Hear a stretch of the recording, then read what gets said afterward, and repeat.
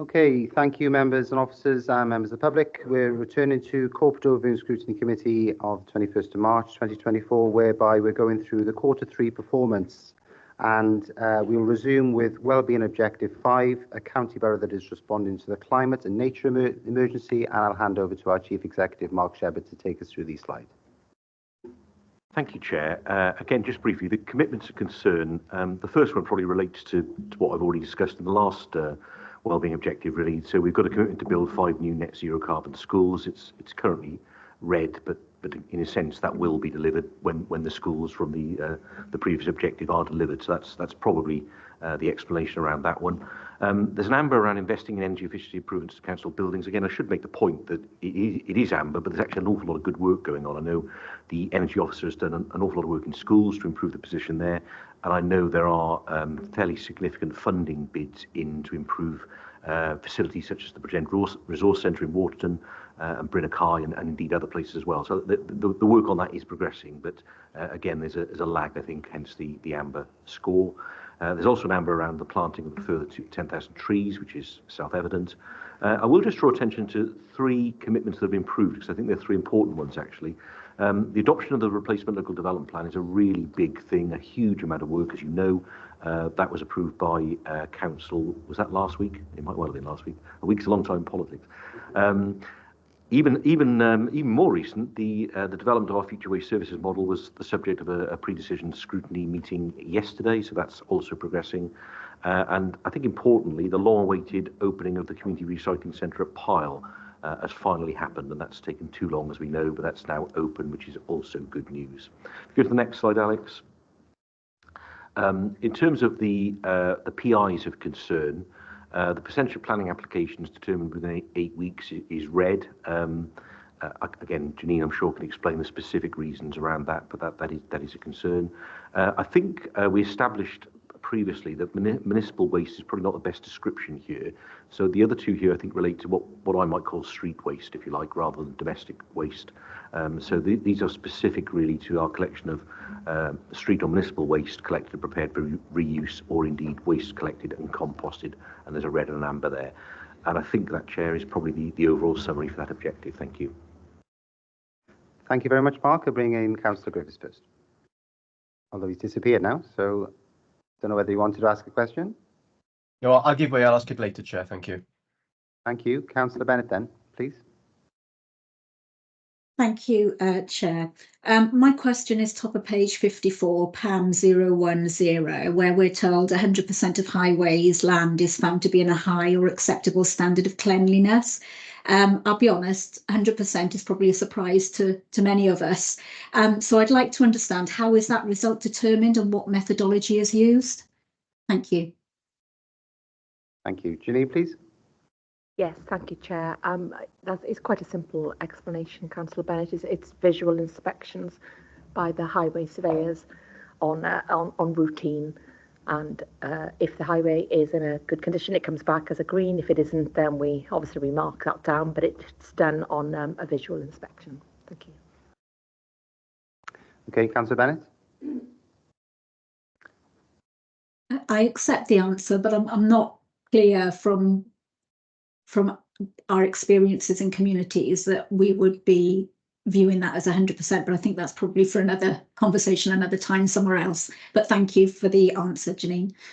Perhaps I can seek some clarification, Janine. So is it the case that it's 100% because 100% of the visual inspections have taken place, not necessarily because 100% of the potholes have been filled, obviously? So it's just a performance indicator based on how your officers have performed in actually inspecting the particular road?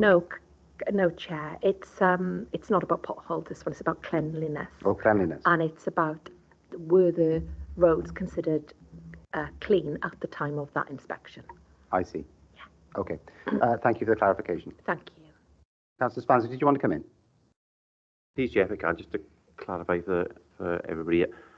My understanding of this indicator, and Janine, correct me if I'm wrong, but it's 100%.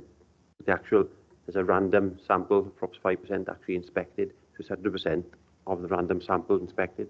It's not 100% of the road network. Oh, no, it'd be impossible, yeah. Okay. Yeah, so it is only 100% of small percentage that's able to be inspected on a random basis. Okay, I understand. Yes, Chair, it's as Councillor Spanswick has said, is that during those visual inspections, and the inspections take place at various roads all over the borough, not obviously all roads at all time, but on that schedule of inspections, that is what they see. And if it is clean, then it comes back as a green. So it isn't always green. It's always very high, but it isn't always green. Yeah. Okay, yeah, you need an army of officers to inspect the whole road network. Yeah, okay. Councillor Bennett, you want to come back? Yes, I don't think it's probably a conversation for now, but I think there would be some discrepancies in people's views on that, and perhaps the portal referrals would pick that up if we were able to pull information off that. But I appreciate it's not for today, so thank you for that. Okay, thank you, Councillor Bennett. I'll bring Janine back in for one more contribution. Yes, thank you, Councillor Bennett. Just to make the committee aware that this is a Wales indicator, a Wales-wide indicator, so it's all authorities in Wales do this in the same methodology, a random selection, and we can compare ourselves across Wales. Thanks. Great, thank you for that, Janine. And I'll bring in Councillor Hughes. Yes, thanks, Chair. I'm just wondering if there's the opportunity to put an additional category in this particular area.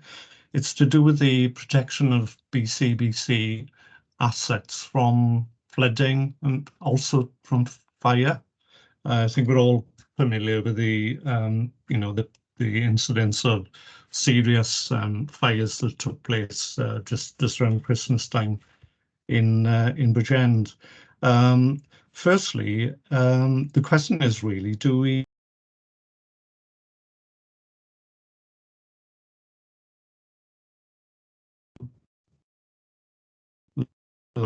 landowner where we have land or properties of our three major rivers in the county?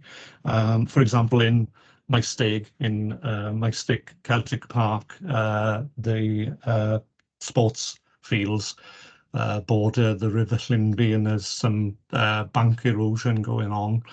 It'd be interesting to see how this is monitored, the number of inspections, whether surveys are being carried out or whatever.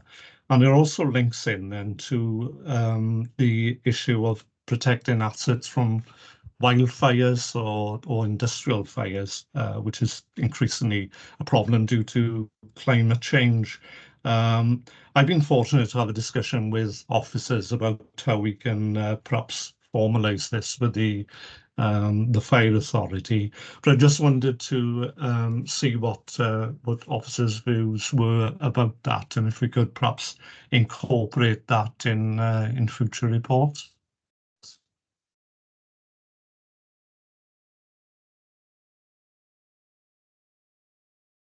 Yes, thank you, Councillor Hughes. Yeah, we have got a commitment and PIs on flood mitigation measures, and in particular, some of the areas that you refer to are in valley communities, and we do an awful lot of work on flood protection because we are the flood authority. We are designated as a statutory flood authority, and we have annual monies that is given to us from Welsh Government to prioritise schemes going forward. I mean, just to explain, there's an annual inspection of culverts. We have alarms on areas, and we are very aware when we have weather forecasts that the teams go out and do preventative maintenance, making sure culverts are clean, etc. So there's an awful lot of work that goes on. The difficulty we have is we live in Wales. We're having more and more rainfall, and we also have Natural Resources Wales have issued their brand new flood maps, which has got an enhanced category in it. And we have significant parts of our valleys and Bridgend that is covered in those flood maps. So we do know that flooding incidences over the future will increase. But as a local authority, we are funded via Welsh Government, and we will continue to work on that piece to do everything that we can to provide as much protection. In the main, for us, this is about preventative, of course. That's the key. When we monitor closely the weather, we have and in particular, we do see more flooding incidents during our winter maintenance period. we're coming to the tail end of that now this year, but we have seen some incidents. But hopefully you're reassured by that. I'm not sure there would be other PIs that would be appropriate, but we're prepared to take a look at that. With regard to the fire piece, this is a bit more difficult for us, of course, because the responsibility for protecting people's individual properties is down to them.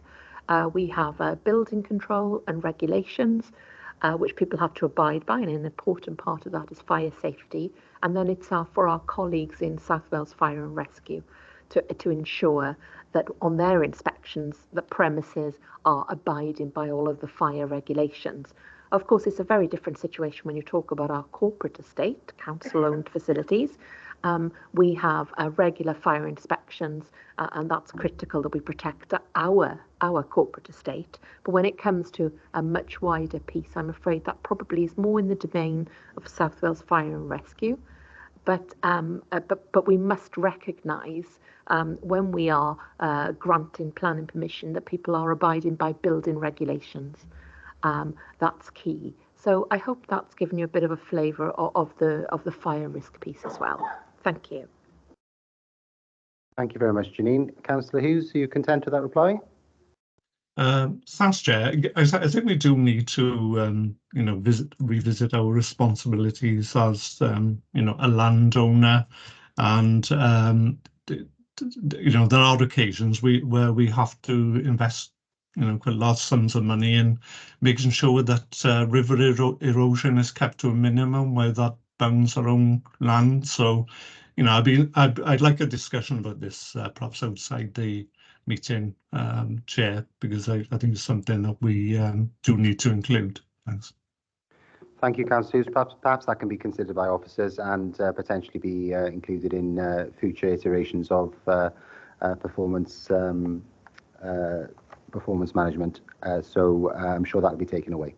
Unless there are any further comments on WB05, we'll move to WB06, which is a county borough where people feel valued, heard and part of their community, and we'll go back to Mark.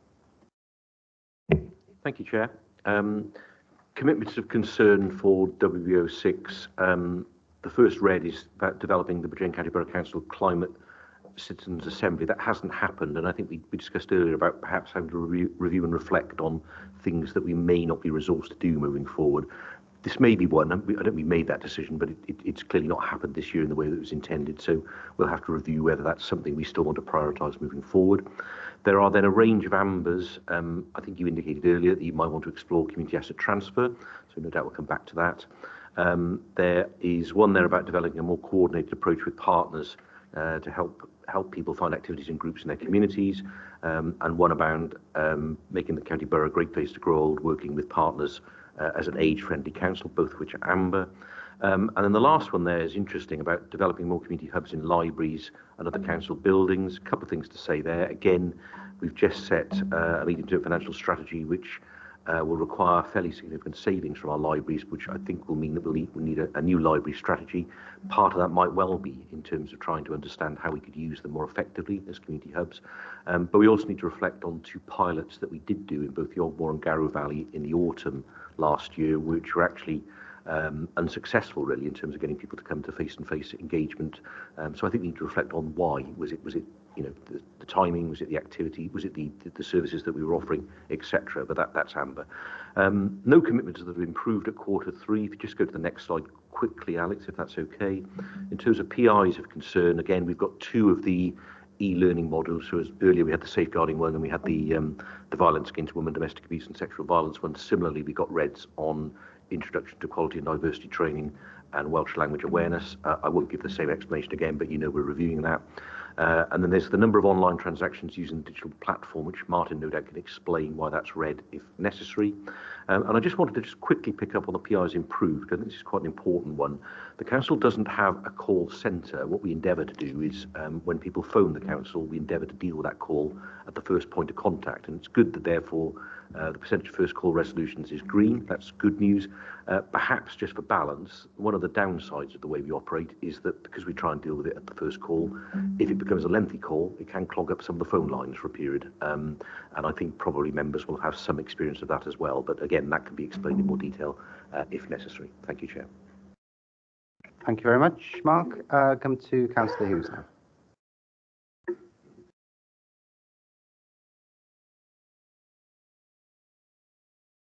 Thank you, Chair. My contribution is about the community asset transfer situation. COSC members had an email earlier the week which provided us with a detailed breakdown of the staff resources for CAT. What I must say is there's a tremendous amount of work that's gone into this, and I'm going to pay credit to Guy Smith for overseeing the whole system.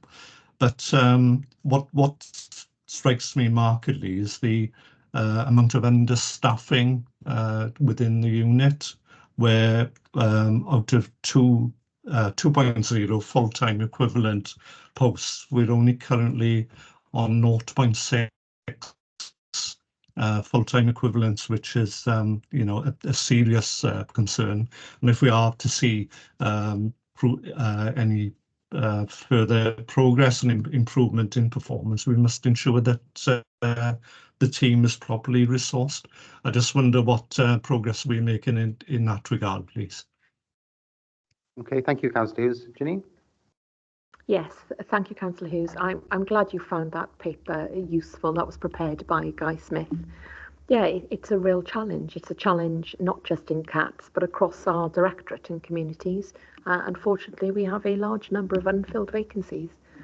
And we continue to put those posts out, but I'm afraid there is no interest in people filling that. Now, of course, we will continue to make efforts to fill these positions, and we will continue to work on this CAT process. I mean, to date, we've had 43 completed CATs across the borough, and there's 13 currently in progress. Now, having 1.5 resources down doesn't help us with moving those forward as quickly as we can. However, we will endeavour to move at a pace that we can and complete as many CATs as we can this year going forward. So let me just assure you, we do try to refill those posts. We speak with HR and colleagues, and we try to use social media channels and to use more innovative methods. But unfortunately, it's been difficult to get people into those posts. So we will continue, but thank you for recognising the work of the team. Guy has done a fantastic job here, Guy Smith, and we will continue to progress as quickly as we can. Thank you. Thank you very much, Janine. Councillor Hughes, you content? Thanks, Chair. I just wonder if there's any scope, it's what we were discussing earlier on about the possibility of redeploying staff on a short-term basis until we're able to fill these posts. Janine? Yeah, thank you. Yeah, that's a very good suggestion, but I'm afraid I have so many vacancies. I don't have staff to redeploy, Councillor. It's a difficult situation in communities currently. If I had staff I could redeploy, please let me assure you they would be there. Yeah, absolutely. Thank you. Thank you for that, Janine. Now bring in Councillor Griffiths. Thank you, Chair. I'd like to move to page 56, WBO 6.2.1 and 2.2. These are not really quantitative measures, they're sort of qualitative measures. I think my concern here is about our connection with younger people, under 18s, and what we're doing in that. And I understand that the youth services are improving their online presence. And I just wonder what opportunity we've got to link our communication with schools. Obviously, as a borough, we run the schools as well. And the schools have a captive audience of people. What are we doing to explain to under 18s in school about what the council is, what the council does, how the council can help them, and how the council can help them through their lives in the future? It seems an ideal opportunity for us to be able to communicate those things, but I'm not aware that we do anything structured through schools. Thanks very much, Councillor Griffiths. Lindsay? Thanks, Chair. Thanks, Councillor Griffiths. I totally agree with you. It's a pivotal part of the service to engage young people. So I can give you some examples of how we do that currently. We have a participation team within the Youth Development Service run by Owen Shepherd, a very active team. They're engaged in schools on a number of fronts. So you've mentioned the digital offer. We have 2 officers that look at engaging young people digitally, and you can imagine that's a popular facility. We also use the participation officers within that team then to go into schools to work with school councils, school parliaments, and indeed I know the Chief Exec and the leader and the Cabinet Member for Education have also been involved in those discussions, so that's been very positive. Going forward, what we are planning for next year, and again this is hot off the press, we are looking to engage with the Youth Council and all 59 school councils to identify 3 themes, so three strategic themes over the space of a year, 1 per term, and they'll be canvassed for their opinion then on key areas. That will feed into an online Microsoft form, and then there will be follow-up online meetings via Teams with each of the school councils. So again, within this, we can certainly build that into that process, and hopefully it'll be able to, well, deliver multiple benefits. Thank you very much. Councillor Blundell, please. Yeah, thanks, Chair. Just also add on to Lindsay's comments there. What we do in education, especially, is people voices are massive importance to things, the projects that we do. So our education strategic plan had people voice in it, and we continue to engage with young people in that way because, especially in education, most people, we deal with people who are under voting age, and so we need to be able to engage with them very differently. And so that when we formulate policies and stuff like that, we try to engage them through that and to make sure that people's voice is heard throughout every project that we do, every policy that we make. As Lindsay's outlined with school councils and going around and teaching and talking to pupils as we do on our visits. So that's really, that's just another element to add on there. Thank you, Chair. Thank you very much, Councillor Bundle. Councillor Griffiths, you contend? Yeah, I think so. It's good to hear those things, and I wonder whether we could have a PI that actually measures those things, so we make sure that we continue them in the future and we don't drop the ball. But thank you for your responses. Yeah, I was going to say Councillor Harvey then, but you have demoted him. Lindsay has nodded to me and confirmed that, so I'm sure Alex and Kate will pick that up. I've got Councillor Bennett and Councillor Williams on WB06, so would either of them like to come in now? Unless I'm mistaken. I had a question, but it's been answered by the Chief Exec, and it was in relation to the training that we covered off. And induction, that's correct, yeah, of course. Councillor Williams then, please. Thank you very much. My question has also been asked, so I don't need to ask that. It was with regards to CAT transfers. Thank you. Fabulous. We're cooking with gas now then. So we now move to WB07, and that is a county borough where we support people to be healthy and happy. So we'll go back to Mark. Yes, the last wellbeing objective, you'll be pleased to know. Commitments of concern here, a couple of ambers, again, I should emphasise a lot of good work going on here, but a couple of ambers relating to developing an active offer for older adults to improve physical and mental well-being, and importantly, developing a long-term active gen plan and leisure strategy. And of course, again, one of the things we heard recently is our long-standing officer that leads on this, Andrew Thomas, is leaving the authority soon.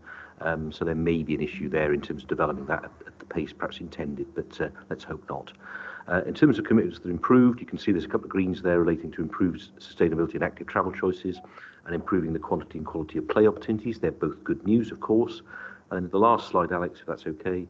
There's a red PI of concern relating to essentially non-maintained settings judged by CIW Care Inspectorate Wales as at least good. So that's maybe something members wish to explore. And then finally, a PI that's improved, which is also good news, which is the number of people recorded as delayed on the national pathway of care. So relatively few bullet points on that objective, Chair, but I hope that provides the summary. Thank you.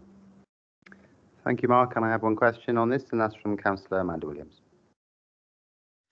Thank you very much. My question is similar to the one that Councillor Bennett raised with regards to the perception of the rubbish and the cleanliness of the area. And this is on the public perception of the investment in our play parks.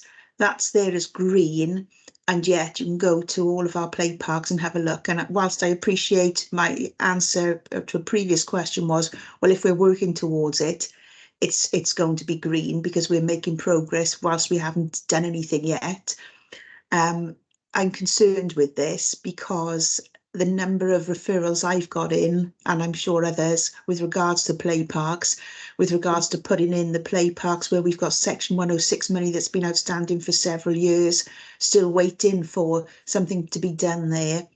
I would think I'm concerned that this is green. If it was green, I would expect for those 19 play parks, we're actually at the end of Q4, but we're looking at Q3. If someone was to say to me, all these play parks will be completed, these 19 by Q4, then okay, that might be green, but I don't think those 19 are going to be completed by the end of this month. So I can't see why we're putting green in here. Thank you. Thank you, Councillor Williams. Councillor Spanzer would like to come in first. Thank you, Chair. Thank you, Councillor Williams, for the question. It's a fair point, but there has been delays, but purely due to officer resource. But the contracts for 21 players, value of 1.6 million, were signed several weeks ago. They've been sealed as of this week and last week. Officers are meeting with the contractors for 3 batches of the players to get the programme of works. They'll all be starting after Easter.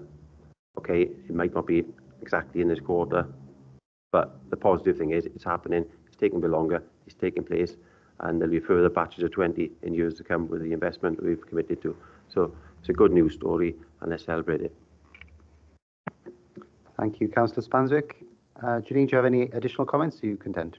Content, Councillor Williams? Yes, I appreciate that, but we're here now in a public meeting and we've discussed about the cleanliness and other things. And we've talked about communication and how we communicate with our public and take on board everything they say. And we need to be mindful of what the public will think of this and our play parks and lack of them in some areas.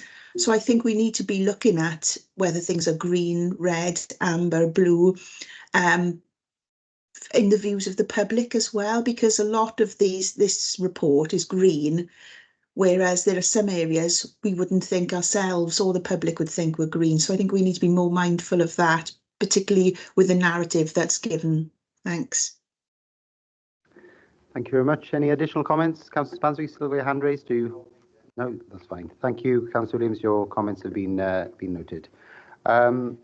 I don't see any other hands raised. So unless anyone else has got anything on this report, I will proceed to the next item on the agenda. And all invitees, I'm sure they're thrilled, have been invited to stay for that report. And that is on the corporate plan, delivery plan review for 24-25. And I will ask Alex to present the report.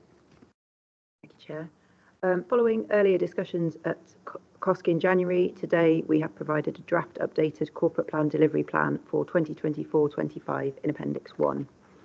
We agreed our 5-year corporate plan last March and developed a 1-year delivery plan with commitments and PIs to support it. The budget for the year ahead has now been agreed, and we knew that would also have implications for our delivery plan. So directorate management teams went through the existing delivery plan and took a view on what was likely to be affordable in the coming year.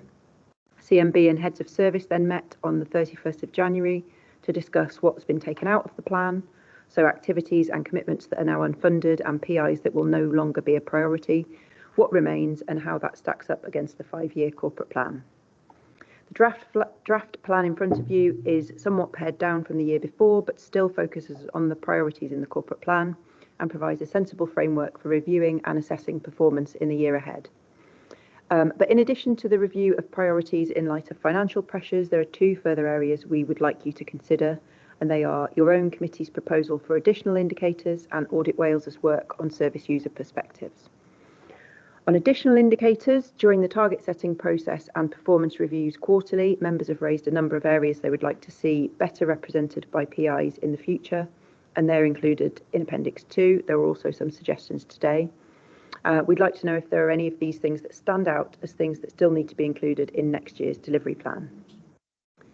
Then on service user perspectives, I've mentioned this before in this committee, we've received feedback from Audit Wales that states that at the moment our performance information doesn't include enough information on service user perspectives, although I would say they are saying this to every authority across Wales.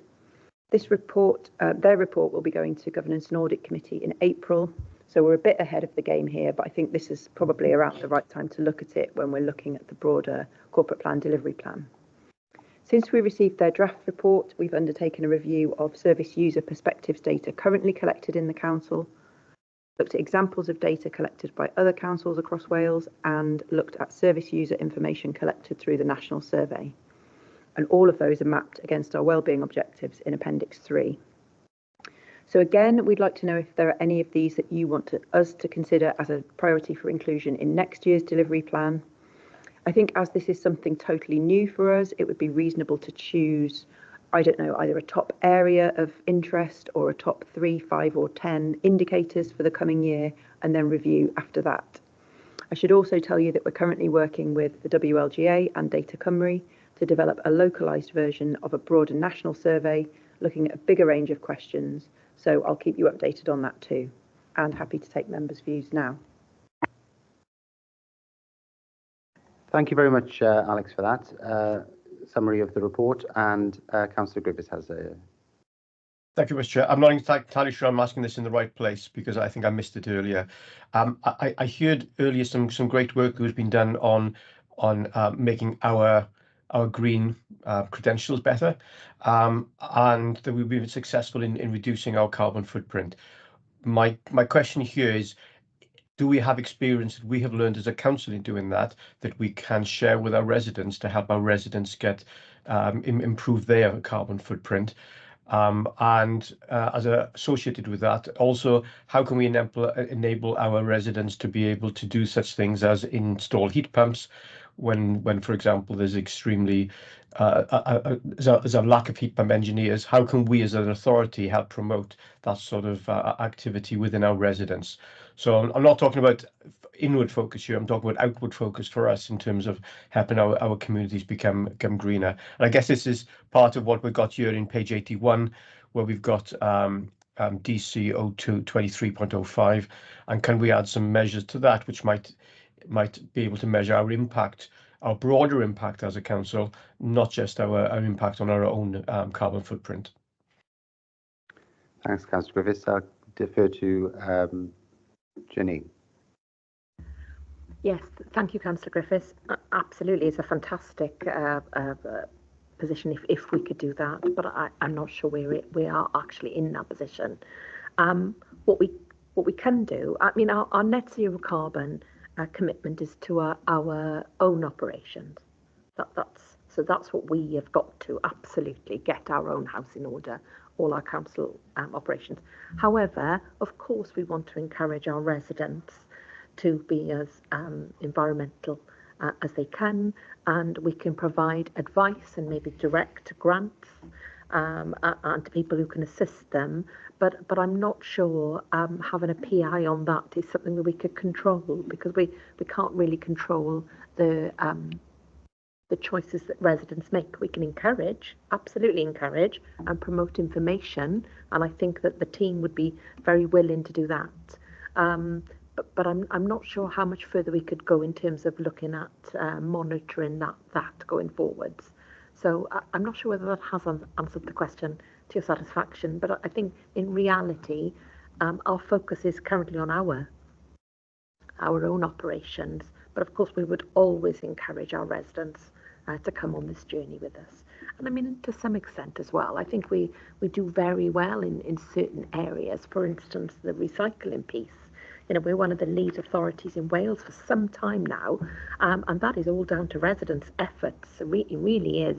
You know, the fact that we're nearly at 72% recycling, that, you know, we collect that litter, but and rubbish, but it is our residents who do the recycling. So that, you know, I do think we have got residents who have an environmental mind for sure, but it's how much further we can go. But I'm happy to speak to the team about rolling out information and almost signposting really more advice and where they can get things from, if that would assist. Thank you.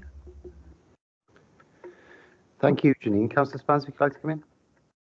Yes, thanks, Chair. Just to add to, I think it's a very valuable piece, perhaps to share our experience of things we're doing, because two simple things we're doing currently is insulating properties, but also putting LED lighting. And there was a trial done at, I think it was Kevin Glass Infants, a trial with LED lighting that it saved around £5,000 a year just by installing LED lighting throughout the building. And we can share that information, and a lot of the public may be aware of it, but a lot may not be aware of it, what they can save by some simple measures with lighting and insulation. So as the director said, there's some work perhaps to just share that with some bulletins, some information notes to make the public more aware of what they can do. Thanks, Councillor Spans. I think we picked this up, didn't we, at the last point in time where we considered the corporate plan delivery plan. Refer members to page 90, and that's appendix 2, where we had requests for additional performance indicators and additional PIs for heat pumps and electric charging points and LED lighting, I think was included in that for your consideration. But can I just be clear from Alex and Kate about exactly what you want from us today? Because I believe you said that you want 3 to 5 indicators, or maybe a long list of 10 where you can consider priorities. But you therefore want 3 to 5 service user perspectives as well after that. So both indicators and outcomes, or just indicators? I think just service user perspectives. Just service user if you have ones from your other list, do let us know. But I think the service user perspectives one, if we do want to start to answer that Audit Wales question, I think that's probably a decent place to start. Because without replicating the previous item, it's very clear where some of the pressures are, aren't there, in the organisation. So it would be rather pointless, I suppose, to repeat what we said about independent advocacy, gaps in social care, homelessness, disabled facilities grants, etc., etc., etc., where there are risks. So they are very clear. So perhaps members can focus their attention on the service user perspectives when prioritising their list. Perhaps that will focus minds. But I know that other colleagues have items which they want to raise, and we'll go to Councillor Bennett first. Thank you, Chair. My question is in relation to the addition of the new PI under 4.1, percentage of schools in a deficit position. Now, I was told earlier that this was asked to be added as a PI or KPI. Not sure if it was SOC 1, because I certainly don't remember it coming from COSC. I appreciate resource might have an impact on the aim, as it's written there, but equally it might not, and I'm sure school heads will say that they're providing safe support and high quality teaching. We monitor school spend, deficits and reserves via a different process. So I want to understand, what is the purpose and rationale for adding this KPI, and what is the link to the commitments and the projects on the other side of the column there? If somebody could give me some clarity on that. Thank you. Thanks for your question, Councillor Bennett, and I can answer that because I suggested it originally. In that, as we've rehearsed previously, I thought that given the pressures on our education and family support budget this year, which have been well rehearsed in previous meetings, that the potential for schools slipping into a potentially unrecoverable deficit position in some cases could have an impact on teaching and learning outcomes. Now, I'm fully prepared to seek Lindsay's advice on whether this is possible to measure and would be a legitimate PI. So perhaps I can bring you in, Lindsay, now, and feel free to say you're talking rubbish, Councillor Williams. Don't bother with that. And perhaps you can answer Councillor Bennett's question in more detail than I have. Thanks, Chair. Well, with regard to identifying the percentage of schools in deficit budget greater than 5%, of course we can provide that, and we monitor it very carefully. Councillor Bennett's point is a really good one, actually, because there are multiple ways that we monitor this. We monitor it every month with regard to performance and financial management of schools, and also we monitor it in conjunction with the schools' governing bodies. The discussion, I think, that was a catalyst for some of this was with regard to some of the discussions we had with the budget formation with the heads. and obviously they raised some concern with regard to the deficit budget some of them find themselves in, and their ability then to meet some of their statutory duties. So again, I'm comfortable either way on this one. I'm comfortable reporting it, but also I am mindful of what Councillor Bennett says, because there are certainly other monitoring mechanisms to cover this. Thank you, Lindsay. I guess it's a question about duplication, isn't it? So perhaps members wouldn't want to see it duplicated if it's being tackled elsewhere. So more than happy to remove that suggestion if members are minded to do so. But as long as it's picked up somewhere, I think that's an important point to make. Councillor Bennett, would you like to come back in? Thank you, Chair. Yes, I would like to see it reported elsewhere rather than in this format and in this through this mechanism. I've also got another question in relation to KPIs, but page 90, but we'll be coming on to that a little bit later, won't we? Okay, so I'll leave it there now. Thank you very much, and thank you for your response, Lindsay. Great, thank you very much, Councillor Bennett. Next I have WB02, I believe, Councillor Griffiths, if he's still with us, unless he's left the meeting. I know he had to leave about 12:15. Yes, I'm just leaving now, Chair, unfortunately, so I'll give way. Okay, thank you very much. We have other questions, well, many questions from Councillor Griffiths, which he hasn't been able to ask, unfortunately. But I believe we've got a question from Councillor Walter now, on page 88. No, Chair, I'm happy now, thank you. Oh, wow. Okay, we'll come back to Councillor Bennett then, and page 90. Trying to scroll to page 90 as we speak, Chair. Right, okay. So my question, I guess, was I think it was under employability. Oh, can't remember now, sorry, but it was in relation to graduates and apprenticeships. And clearly we do have graduates and we do have apprenticeships, and that could be a KPI that links into the work we do around supporting young people into employment. So I wondered whether that was something that we could look into and adopt. Okay, and that was on additional member requests for performance indicators, and that relates to WB02, maybe better wording for employability PIs, so perhaps that can be incorporated. Kate, do you want to respond? Yeah, just to pick up, the apprenticeships sort of piece is already picked up within the corporate plan as it stands, and those aren't proposed to be changed at all, so they are already in there. I think this employability one was around the employability ones that we discussed earlier, and whether or not they were still fit for purpose. But as Janine has already said earlier in the meeting, we are going to be looking at those because they are maybe modelled differently now than they were before. So I think we'll pick up that in that review. But there are apprenticeships, PIs, and not graduates. I don't think we're measuring the graduates, but there are apprenticeship PIs in there already, and there are a couple of commitments about looking at apprenticeships and promoting them within the schools. Okay, thank you very much. Councillor Bennett, you content with that? Yeah, okay, thank you. I've missed them somewhere. Thank you. Okay, we'll now then move to Appendix 3 and the examples of service user perspectives, which Kate and Alex have highlighted to us to prioritise. So do any members have any suggestions with regards to prioritisation of these service user perspectives? I know that Simon had some, but perhaps he can put it in writing if he would like to contribute. Councillor Griffiths, rather. But Councillor Hughes, I think you had something as well that you wanted to offer. Yes, I think it was just following up the comments from Janine about the waste delivery service, and it's certainly something that's has the public's attention. It's very immediate and apparent. I'm just checking through Appendix 3 to see what actual question suits it best, but I think if I can just leave that as a broad concept, we can probably work on that then. Okay, thank you, Councillor Hughes.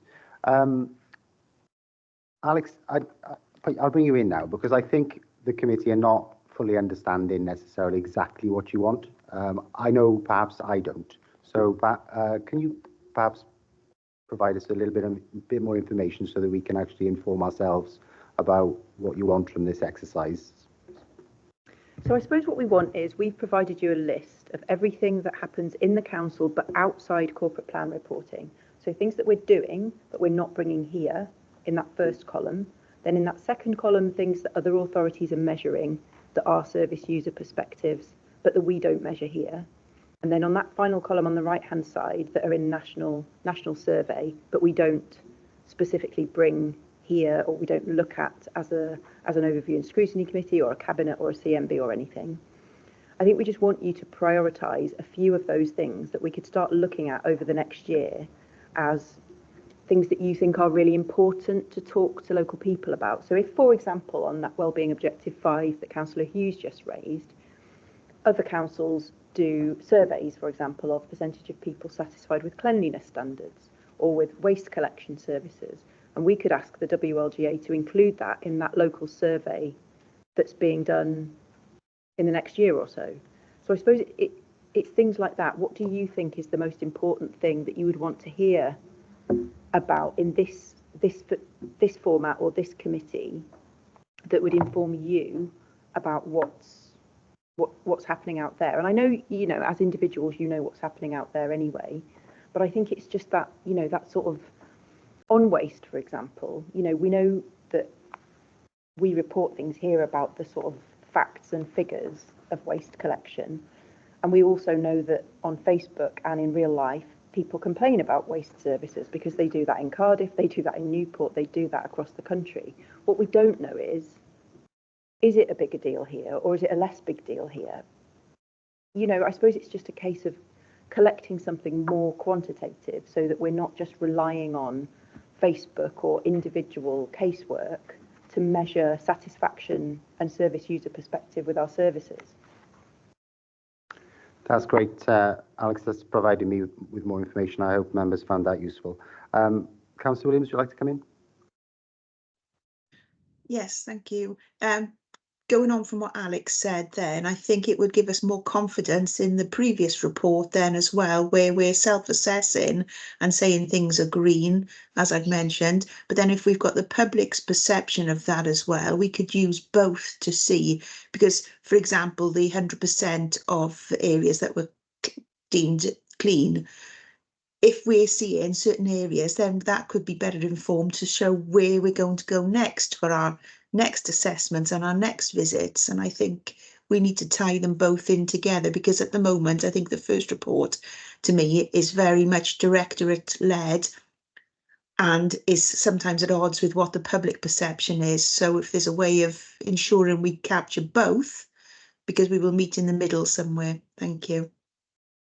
Yeah, thank you, Councillor Williams. I think they do need to be read in conjunction, don't they, the reports, because a lot of the high-risk elements which were captured in the first report, we could assess as priorities within this particular area as service user perspectives. So perhaps members can consider that. But I'll bring in Councillor Walter first. Yeah, thanks, Chair. I haven't really thought this through. I'm just reacting to what Alex said, which I found very useful. And perhaps an immediate source of data or understanding what could be measured could be drawn down from the member referral system, where referrals are themed into certain categories, and there might be some avenue there that could provide more of an insight, particularly around the issues that residents feel are most important, because they're the ones where they actually trouble to contact us. So I haven't really thought it through, but it's just a thought. Thanks. I think to a certain extent that's absolutely true, but of course you'll probably find that the public realm and the Communities Directorate will probably have a disproportionate amount of feedback than potentially social services or education, where in social services you potentially have the highest risk. So I don't know, is it a worthwhile exercise just to go through the wellbeing objectives, highlight some of the things that other councils are doing, and potentially seek members' views on what we can potentially include as priorities.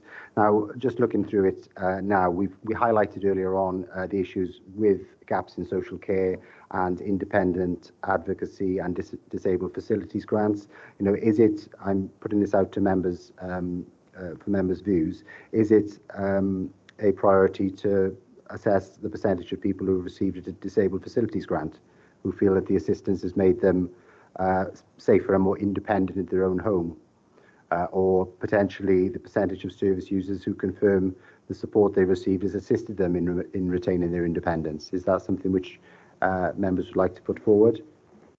Or are there any other suggestions?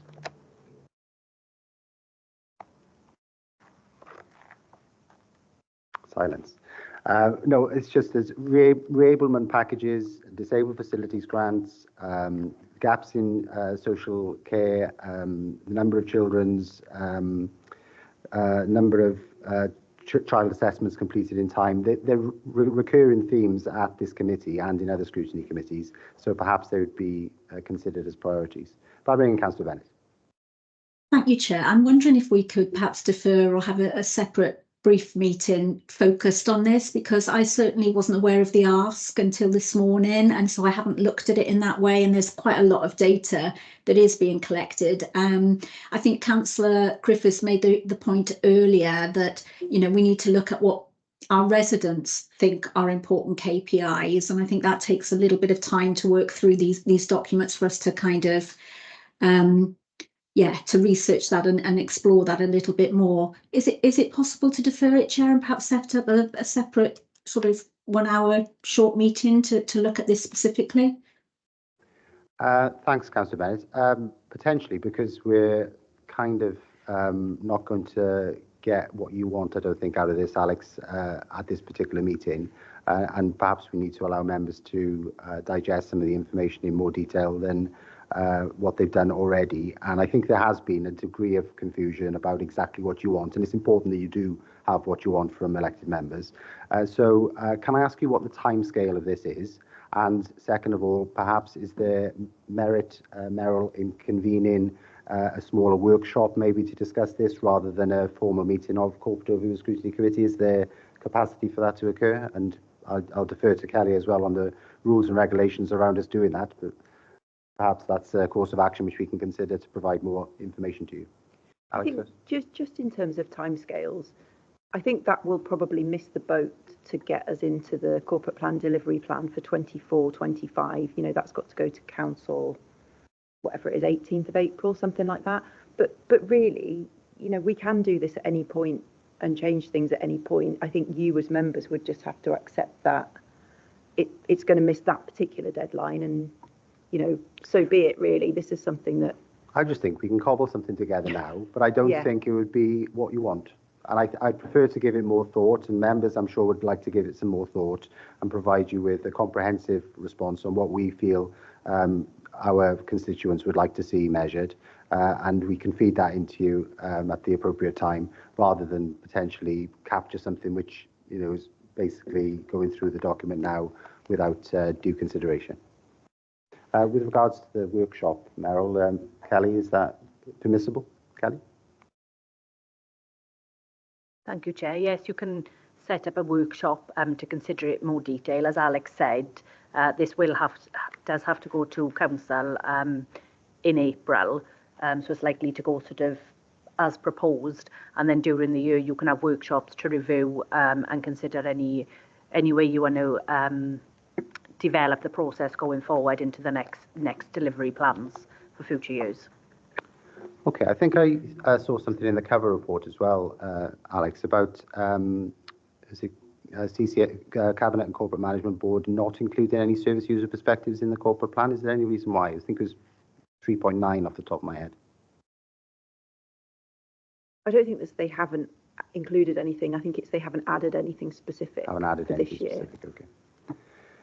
All right, Meryl, would you like to come in? Yes, thanks, Chair. I was just going to say we've had similar sort of briefing / workshop with Alex before, so maybe we can put something briefly in the diary. I think I'd hesitate to say we'll get it before Cabinet, because the Easter holidays, trying to get people's commitments, but we can certainly do that afterwards. So.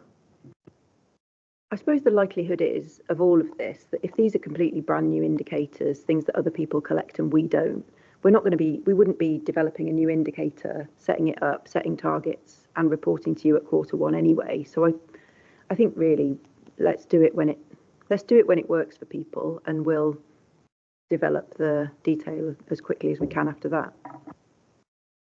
Okay, let's do that then. If that's okay, Meryl, we can set that workshop up at an appropriate time in the future, and we'll feed into the process when we can. Are there any further questions on the item 5, the corporate plan delivery plan review. Okay, now I move then to the strategic workforce plan. I'll now ask Paul Miles to introduce the report. And of course, any officers who aren't needed for this particular meeting can leave the meeting at this stage. Thank you for your attendance.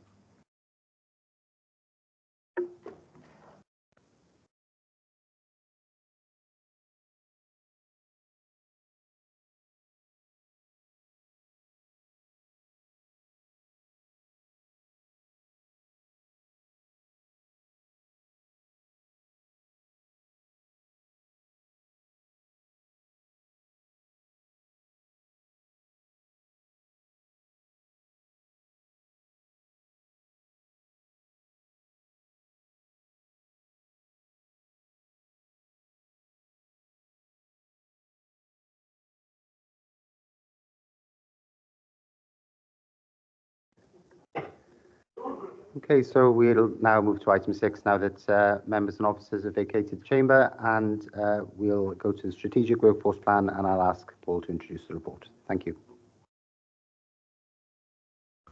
Thank you, Chair. For the purpose of the report, I'm Paul Miles, Group Manager, Human Resource and Organisation Development. The purpose of this report is to provide feedback on the implementation of the Strategic Workforce Plan 2023 through to 2028. The workforce plan was approved in September, and since the autumn, the majority of the workforce planning activities are focused on the future workforce and supporting directorates in meeting their financial savings for 24-25. In addition, we've had some wider national matters that have come into play, and which we've had to focus resource on. These include national pay awards, some statutory changes such as national insurance, and our ongoing work as an accredited real living wage employer. Already identified is workforce planning training. This has now taken place for corporate management board, heads of service, group managers, and key HR officers. This was provided by the Local Government Association, and we'll be planning to take future training forward internally, which we're currently developing at present. Within the report, I've detailed some examples of workforce planning activities that have taken place, and I think we've touched on some already today. So these include children's social work, adult social care, more recently with catering services and the introduction of free school meals, school leadership, and as well some wider policy development. Just to mention, we've also undertaken some initial work on how we record vacancy information and how we can report out on this going forward. Given the future restructures that are going to come forward very soon and be updated within the HR system, we'll be able then to provide some key information on vacancies of our new structures within the organisation going forward. Just finally then, recognising the plan covers a longer period up to 2028, future workforce planning support for directorates is about to begin to help them plan for the 25-26 financial year, where we know we have further challenges. And from that point, we plan to work alongside CMB to looking at the future years and what our workforce will look like. We'll continue to monitor this through CMB and happy to provide future updates to this committee. Okay. Thank you very much, Paul, for that summary of the strategic workforce plan. I know that Councillor Bennett had a question on this. Yes, thank you, Chair, and thanks for the report, Paul, and for presenting it in a really accessible way as well. I wonder if, as the workforce strategy plan embeds, if we could have a little bit more data in the report moving forward, things like vacancy levels, the number of vacancies we have on hold as a result of our cost-cutting exercise, and also things like recruitment response rates, which I know we've had in the past, but it'd be really helpful to keep having a watchful eye on those. It'd be good to understand the trajectory as well and the tangible difference that's been achieved as a result of each on each of the themes as a result of the implementation of some of the actions that you've noted, for example, in 3.2. I know it's early days, but a number of the actions that have been undertaken don't seem to have outcomes or results described. And of course, there will be some, so it'd be helpful to have that in place. And so that's an observation, I suppose, as we move forward. But my other question is really about the long-term sickness at 75% and keep running at quite high levels. And this has been for quite some time now. So I know we've done VivUp and we've got employee EAPs. Can't remember what it stands for, but what else are we doing to try and get that figure down? Because obviously the employee assistance programme isn't the be all and end all. It's not working as we would like, perhaps, in getting those figures down. Thank you, Councillor Bennett. Paul? Okay, thank you, Councillor Bennett. EAP is an employee assistance programme. So that was the acronym for that. I think, yes, agree with you on the note and agree with you on the vacancies and the recruitment data. That's certainly something we can bring forward into future meetings and report on that. And in terms of the sort of the themes we've talked about and the activities, again, can include some quantitative data in terms of success, where we have had success, and sometimes we don't have success. So I just need to acknowledge that whilst we can put a lot of effort in some recruitment, Janine mentioned some of the challenges within the Communities Directorate. Sometimes the employment market, the labour market doesn't give us what we want despite those extra efforts. But again, we can provide some information on that. With regard to sickness and absence levels, we're probably about three points to bring on this. You're right, we do have those support mechanisms in place for employees. We're currently reviewing our absence policy or future attendance policies. We're looking to go forward with measures in there to make it more supportive and focus on attendance. And I suppose the final bit, once we have the employee assistance programme, which all employees can access, we are looking at how we engage occupational health as well. So whether we bring in OC health support at an earlier stage potentially. Obviously, some absence cases, OC health isn't going to help improve things, but we are looking to sort of change or modify our approach with that to try and give us a better position with the workforce. Thank you, Paul. Councillor Bennett, does that answer your question? Yeah, thank you. It's just that we acknowledge our workforce are our greatest asset, don't we? And we just need to make sure we're moving in the right direction and people aren't burning out, and we're trying to, get new people involved and recruited. Thank you. What was the figure, though, you cited, Councillor Bennett? It was 75% of long-term sickness. What was that referring to? Of sickness levels, 75% seems to be long-term. Oh, okay. Actually, another point to question then. What is considered long-term, Paul? What's the time frame around that? 21 days absent. Okay. Okay, and that's correct, is it? 75% of our employees who are sick are on long-term sickness rather than just short-term. Kelly, please. Yes, so just to clarify, the percentage of staff on sickness absence isn't 75%. No. But of those who are on sickness absence, 75% of those are classed as long-term because they've been absent for 21 days or longer. Yeah, thanks. I wasn't suggesting the 75% of our workforce were on sick leave. Thank you very much, Kelly, for that clarification. Councillor Williams, please.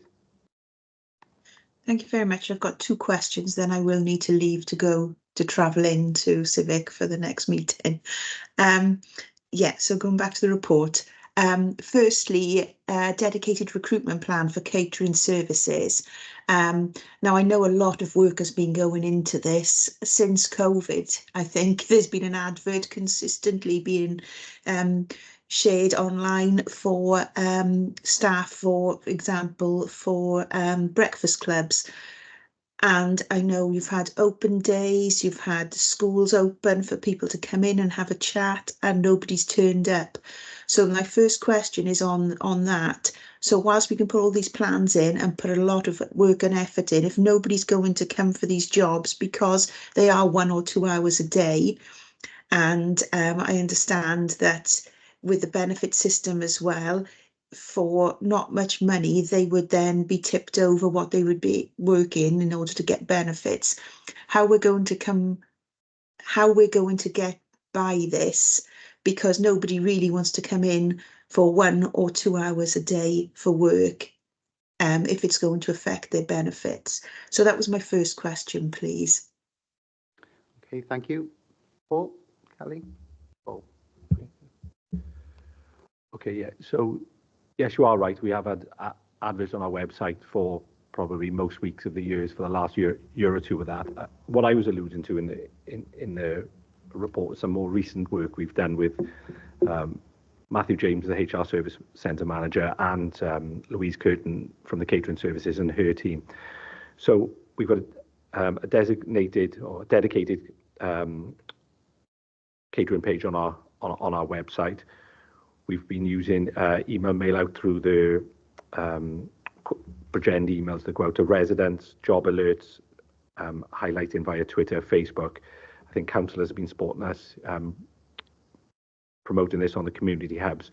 And we've done a bit of closer work with employability. So the work we've done, the work I was mentioned, was more dedicated and more recent work than what we'd been doing. We've seen the dedicated page of in less than a month have over 2,000 visits. We've got more Facebook posts going out, generating more shares, bigger sort of click rates on that.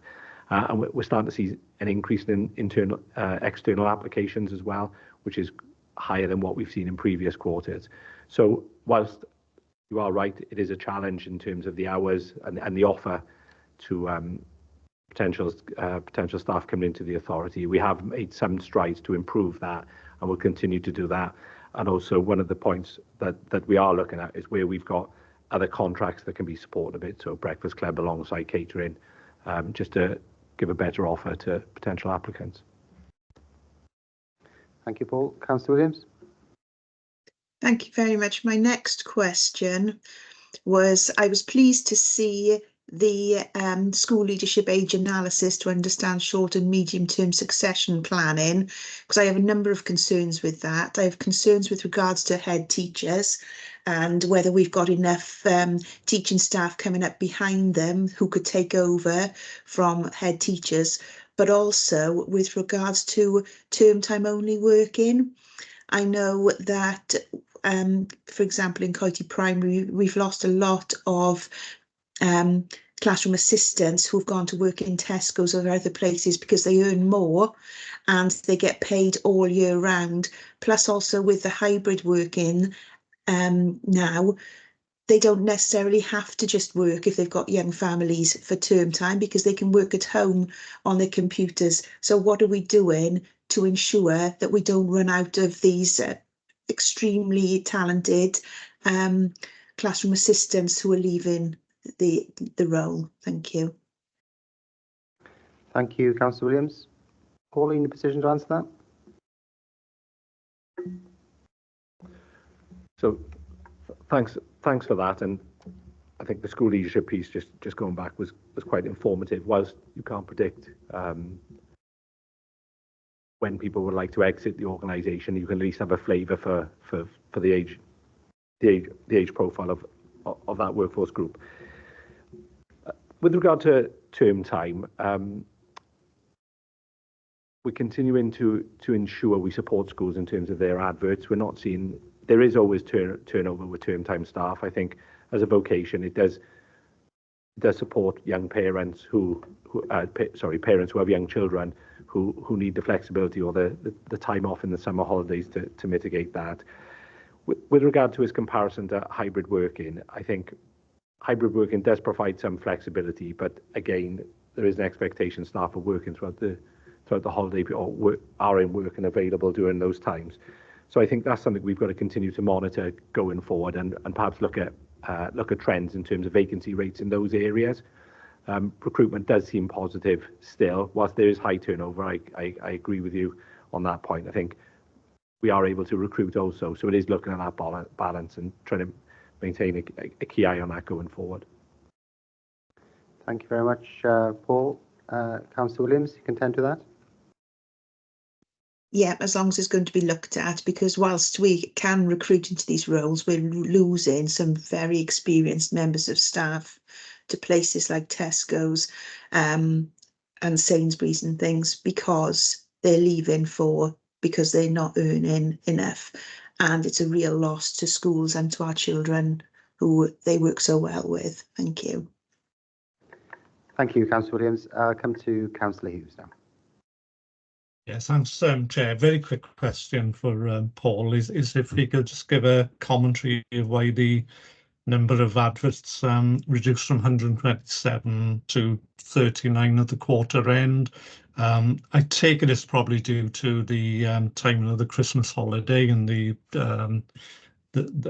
number of working days in December, but just to have a response to that. Thank you. Thank you, Councillor Hughes. Any comments at all, Paul? Sorry, could I just ask for clarity on what point that's referring to, Councillor Hughes, please? Yeah, certainly. It's on page 102. There's a graph there showing the tailing off of the number of adverts placed. There's a high of 127 in the autumn. That fell to 39 at the quarter end. Yeah, thank you. I think the reduction we see there is part of the recruitment freeze that came in corporately, combined with the time of year and probably availability for interviews. But the main part was the recruitment freeze that was brought in terms of only advertising very essential posts. Great, thank you. Thanks, Paul. Yeah, Councillor Hughes, you content?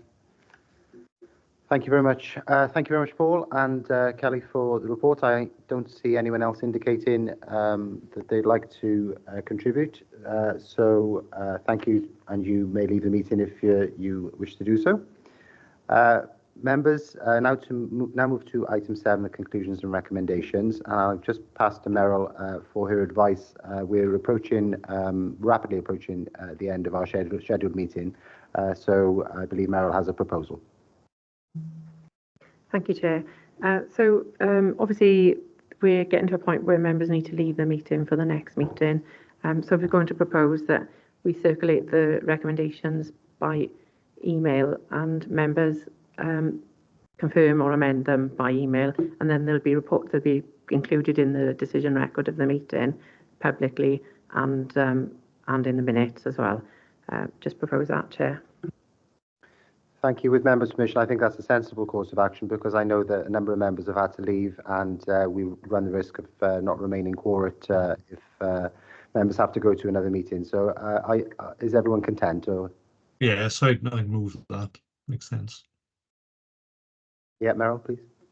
Just the last remaining item on the agenda then, the forward work programme, whether members have any queries or comments on that, and I'll hand back to you, Chair.